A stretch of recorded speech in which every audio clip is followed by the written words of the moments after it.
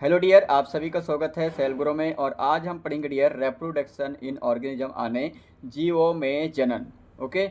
और I hope dear आप अच्छे होंगे और अच्छे से पढ़ाई कर रहे होंगे, है ना। ऐसा मुझे आप लोगों से उम्मीद है डियर।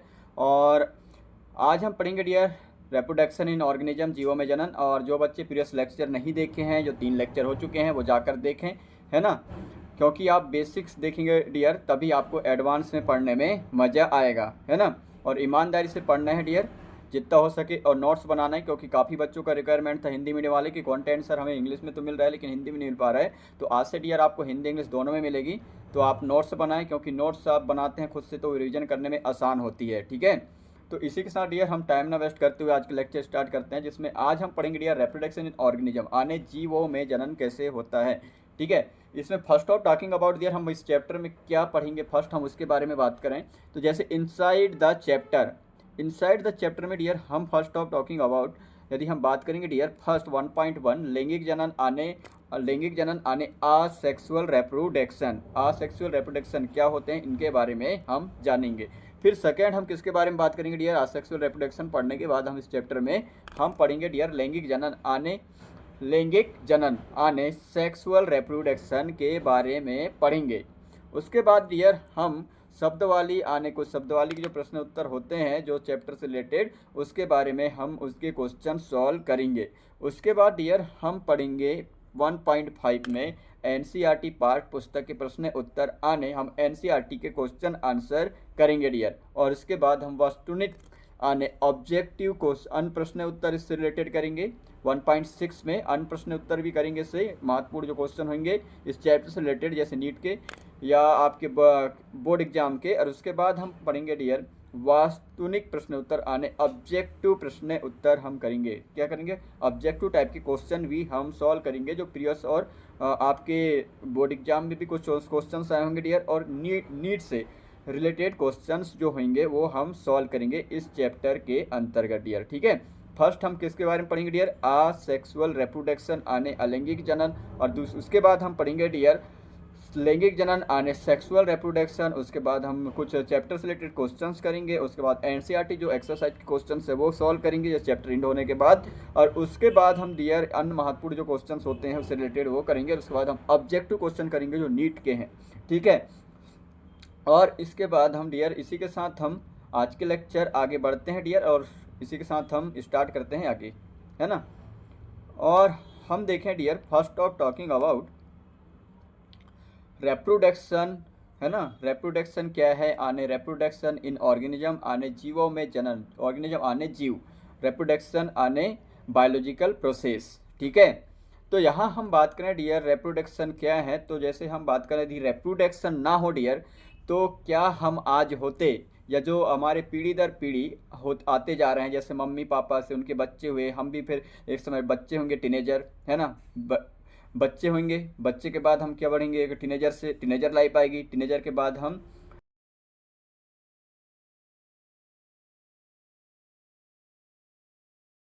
तो रेप्रोडक्शन हम पढ़ेंगे डियर। यहाँ पे रेप्रोडक्शन क्या है, रेप्रोडक्शन इन ऑर्गेनिज्म आने जीव, आने जीवों में, और रेप्रोडक्शन आने होता है जनन, ठीक है। आने जीवों में जनन, हिंदी में बोले तो जीवों में जनन। तो जीवों में जनन क्या होता है डियर, हम उसको समझेंगे आज 1 बाई 1, और बहुत मज़ा आने वाला है डियर, इसलिए इंटरेस्ट बना के रखिए इस लेक्चर में, है ना। रेप्रोडक्शन की हम बात करें डियर, क्या रेप्रोडक्शन नहीं होता तो क्या आज हम हैं, आप हैं, क्या हम यहाँ होते, पॉसिबल है क्या, नहीं। तो आज हम देखें डियर जीवों में यदि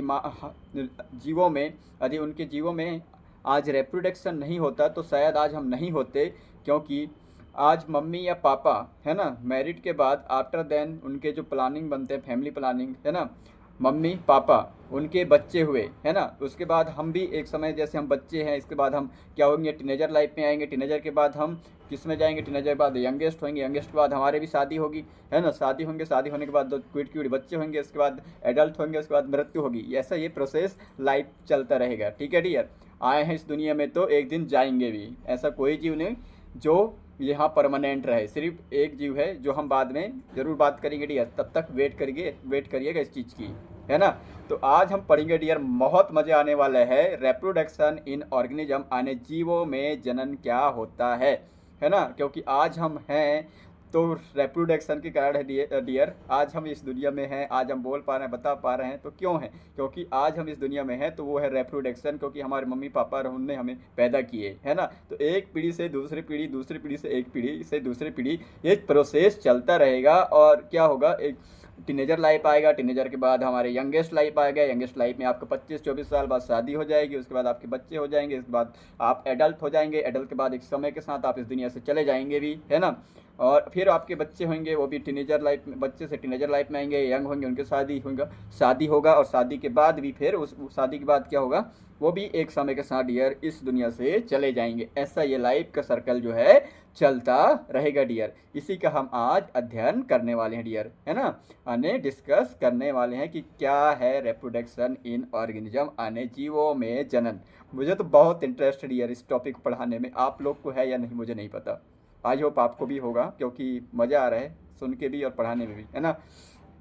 तो first of talking about dear मेरे, first of talking about life span. Life span क्या है, व्हाट इज लाइफ स्पैन, आने जीवन काल जिसको बोलते हैं, या जीवन अवधि क्या है।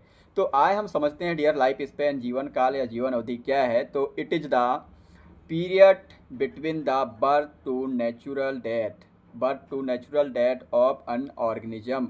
आने हम इसकी बात करें dear, the period between the birth and natural death of an organism, इसी को हम क्या कहते हैं, लाइफ स्पैन। आए हम इसको थोड़ा आसान भाषा में समझते हैं डियर। जीवन काल या जीवन अवधि, आने हम डियर जैसे हम बात करें किसी जीव के जन्म से उसकी प्राकृतिक मृत्यु तक की अवधि को उस जीव का जीवन काल या जीवन अवधि कहते हैं, आने लाइफ स्पैन कहते हैं। जैसे हम बात करें डियर कि जीवन अवधि, आने उसका जन्म हुआ, क्या हुआ, जन्म हुआ, उसका जन्म जैसे 2001 में हुआ, है ना। 2001 में किसी इंसान का जन्म हुआ, ठीक है, उस टाइम बच्चा हुआ किस 1 तारीख को, और वो ने 90 साल जीने के बाद एक समय के साथ इस दुनिया से चला जाता है, यानी दफा हो जाता है, ठीक है, चला जाता है एक समय के साथ। तो क्या है, उसका जन्म से लेकर उसके मृत्यु तक की जो अवधि है, समय पीरियड है उसके जीने की, उसी को हम क्या कहेंगे डियर, लाइफ स्पैन या जीवन काल या जीवन अवधि कहेंगे। उस इंसान का हो सकता है, पेड़ पौधे का भी हो सकता है, या जीव जंतु का हो सकता है, या ऑर्गेनिज्म का हो सकता है। लेकिन हम सबका क्या एक जैसे कोई इंसान 90 साल जी रहे तो क्या दूसरे जीव भी 90 साल जिएगा? नहीं, काऊ का कुछ और होगा डियर, है ना, हमारे बैल्स के कुछ और होंगे, माइक कुत्ते या डॉग के और कुछ होगा कि भाई उसका 15 साल जीने का कैपेसिटी होगा, किसी इंसान का 90, किसी का 80, किसी का 100 साल बाद चले गए। गुलाब जो है, रोज़ है, उसका भी लाइफ जो जीने का पीरियड है वो भी हो सकता है उसका कुछ और हो, है ना। लेकिन समान तो नहीं होगा सब ऑर्गेनिज्म का, है ना। तो हम उसी को आज हम पढ़ेंगे डियर लाइफ स्पैन में, यानी किसी जीव का जन्म से लेकर, है ना, उसके जन्म से लेकर उसकी मृत्यु तक की अवधि को ही हम क्या कहते हैं, जीवन काल या लाइफ स्पैन कहते हैं, जीवन अवधि कहते हैं। आने उसके जन्म हुआ, जन्म जिस डेट को हुआ, जैसे मान लें हम 2001 को हुआ और उन्हें 90 साल यदि 90 साल जीते हैं डियर, उसके बाद वो मर जाता है इस दुनिया से, चला जाता है इस दुनिया से, उसकी मृत्यु हो जाती है ना। तो उसके जो बर्थ से लेकर डेथ तक की जो डियर उसके जीने की जो पीरियड रहा, है ना, पीरियड रहा, आने अवधि रहा, उसी को हम क्या कहेंगे, लाइफ स्पैन या जीवन काल या जीवन अवधि कहेंगे डियर, ठीक है। आई होप डियर हमारे इंग्लिश मीडियम वाले भाई को भी और हिंदी मीडियम वाले भाई को भी बहुत अच्छे से समझ में आया होगा, क्योंकि हमारे बहुत सारे हिंदी मीडियम वाले जो प्यारे प्यारे हमारे दोस्त हैं, हमारे मित्र हैं, क्यूट, उनका रिक्वेस्ट था कि सर हमें जो कंटेंट मिल रहा है वो इंग्लिश में मिल रहा है सर, तो आप क्या हिंदी में दे सकते हैं? तो ऑफकोर्स डियर आप लोग का प्यार, आप लोग की खुशी में ही मेरा खुशी है। बस आप लोग का क्या है, आप लोग को लोगों तक शेयर करना है, सब्सक्राइब कराना है, कमेंट कराना है ना, और जितना हो सके डियर जो ज़रूरतमंद हमारे भाई हैं आप जैसे लोगों को उन तक शेयर करना है। और मैं आप लोग के लिए जाग कर रात में भी पीपीटी बनाने और आप लोग को अच्छे ऐसे कंटेंट देने के लिए और अच्छे से समझा सकूँ उसके लिए मैं मेहनत करने के लिए हूँ ना यार। तो आपके पास एक दायित्व है कि आपको ईमानदारी से पढ़ना है और जितना हो सके भाई लोग जो अपने ज़रूरतमंद हैं उन तक शेयर करना है, ठीक है। चलें डियर इसी के साथ हम आगे बढ़ते हैं, थोड़ा और समझते हैं क्या होता है लाइफ स्पैन, है ना, आने जीवन अवधि। जैसे हम देखें डियर फर्स्ट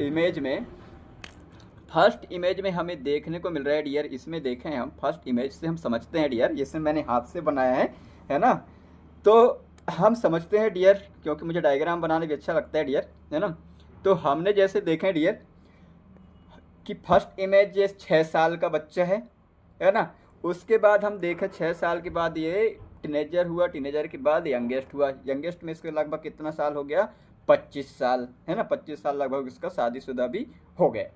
उसके बाद डियर हम बात करें क्या, 25 साल के बाद, 25 साल बाद कुछ समय के बाद डियर उसका एज कितना साल का हो गया, 60 साल का हो गया। 60 साल के बाद डियर जैसे हम देखें तो कुछ समय बाद वो 90 साल जीने के बाद इस दुनिया से चला गया, है ना। तो हम क्या कह सकते हैं डियर कि उसका जो है, जैसे उसका जन्म 2000 में हुआ और 2000 के बाद वो 90 साल जीने के बाद इस दुनिया से चला जाता है, यानी उसके इस दुनिया से आने अलविदा कह देता है ना। मतलब हम कह सकते हैं डियर कि उसके जन्म से लेकर प्राकृतिक मृत्यु तक की काल को ही हम क्या कहेंगे, जीवन अवधि कहेंगे, या लाइफ स्पैन कहेंगे। बर्थ टू नेचुरल डेथ तक की पीरियड को हम क्या कहेंगे डियर, हम क्या कहेंगे डियर, उसके लाइफ स्पैन। ठीक है, आई होप डियर आपको समझ में आया होगा। अब हम एक और चीज़ समझे यहाँ डियर, जो देखो हमारे जो ग्राफ है वो पहले बढ़ता हुआ दिखाई दे रहा है, उसके बाद घटता हुआ दिखाई दे रहा है। आने आपने नोटिस किए होंगे मेरे डियर कि आपने इंसानों का जो एज है वो इस शुरू में थोड़ा कम बढ़ता है, उसके बाद बीच वाला जो एज होता है उसमें बहुत ज़्यादा ग्रो होता है, उसके बाद आपने देखोगे एक समय के साथ घटता है। आने जो ह्यूमन का जो लाइफ स्पैन है डियर वो एस आकार में होता है। किस आकार में होता है डियर, एस आकार में ग्रोथ होता है। आने फर्स्ट में थोड़ा कम होता है, बीच वाला एज है उसमें बहुत तेज़ी से ग्रोथ होता है, और उसके बाद फिर लास्ट वाला एज है उसमें धीरे धीरे थोड़ा घटता है। आने याद रखना है आपको, नीट में ये क्वेश्चन आया हुआ है कि ह्यूमन का जो ग्रोथ है वो किस आकार में होता है, एस या जे आकार। तो याद रखिएगा ह्यूमन का जो ग्रोथ है, आने वृद्धि है डियर, जो बढ़ने की है, वो किस आकार में होता है, एस आकार में होता है डियर। ठीक है, आई होप डियर आपको बहुत अच्छे समझ में आ गया होगा। आई होप डियर आप लोग को बहुत अच्छे समझ में आ गया होगा। और हम इसी के साथ डियर हम प्लांट का भी बात कर लें थोड़ा। प्लांट का डियर आपने देखोगे जे आकार में होता है। क्या होता है, लाइफ जो बढ़ने का है उनके पीरियड यानी ग्रोथ उनमें जो देखने को मिलता है डियर प्लांट में, जे आकार में देखने को मिलता है। किस आकार में डियर, जे आकार में। आने आपने देखोगे एक प्लांट है थोड़ा कम ग्रोथ होता है, उसके बाद एक समय के साथ उसका तेजी से ग्रोथ होता है, लेकिन क्या उसके हाइट एक समय साथ झुकता है, बिल्कुल नहीं। प्लांट का आपने देखोगे एकदम बढ़ते हुए, है ना। तो उसका यदि प्लांट का आपको नीट के पेपर में डियर कि उसका जो ग्रोथ किस प्रकार के होता है, तो आपको याद रहना चाहिए जो प्लांट में जो ग्रोथ देखने को मिलता है, वृद्धि देखने को मिलता है हमें, वो जे आकार में देखने को मिलता है। लेकिन हम मनुष्य में बात करें या ह्यूमन में बात करें तो उसमें एस आकार की देखने को मिलता है। ऑलरेडी डियर नीट के क्वेश्चन में आ चुके हैं, आप बिल्कुल इसको मत भूलिएगा और ध्यान रखिएगा, तो काफ़ी में नोट्स कर लीजिएगा। ठीक है।